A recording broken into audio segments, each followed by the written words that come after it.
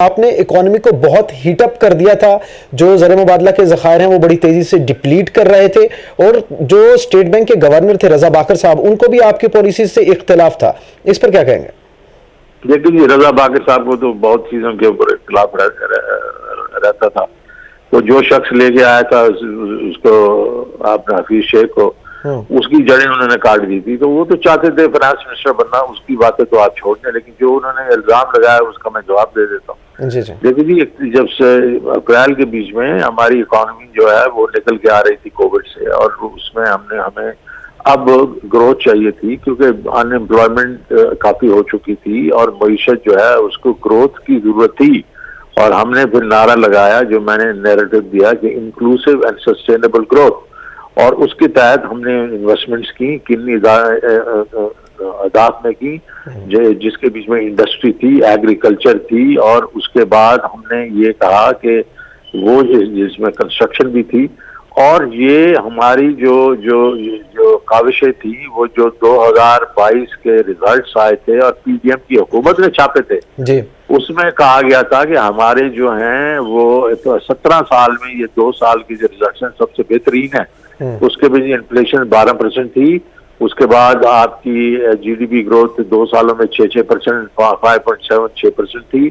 Sectoral growth में industry से 12.25% पे ग्रो कर रही थी, आपकी सर्विसेज 6.2 पे, आपकी एग्रीकल्चर जो है वो बड़ी फसलें 6.5% पे, और ओवरऑल 4.5 पे। हमारी एक्सपोर्ट्स को 28% पे ग्रो कर रही थी, रेमिटेंसेस ग्रो कर रही थी, टैक्सेस कोई 30-32% पे ग्रो कर रहे थे। तो ये सारा कुछ जो हो रहा था, तो उसकी कोई वजह थी। अच्छा, अब ये कह रहे हैं आपने ओवरहीट कर दी। अरे ओवरहीट नहीं, वो अगर सुपर साइकिल जो था उसको भी हमने, कमोडिटी सुपर साइकिल आया, वो 4 चीजें ही अगर आप उसमें से निकाल देना, पेट्रोलियम, उसके बाद कोयला, उसके बाद एडिबल ऑयल और वैक्सीन, तो कैट जो था वो 1.5-2% पे था, और इन्फ्लेशन जो होती अगर वो ना होता तो कुछ तकरीबन 5-6% पे होती।